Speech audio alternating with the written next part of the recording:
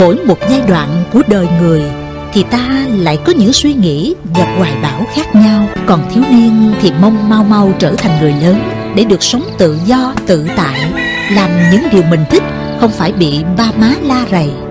Đến khi trưởng thành thì lại cố tạo dựng tiền tài và danh vọng, rồi đến ngày gần bước qua bên kia cái dốc của cuộc đời, chúng ta lại khao khát có được một ngày của tuổi ấu thơ và sống hoài niệm về quá khứ nhiều hơn. Phải chăng đó là lẽ thường?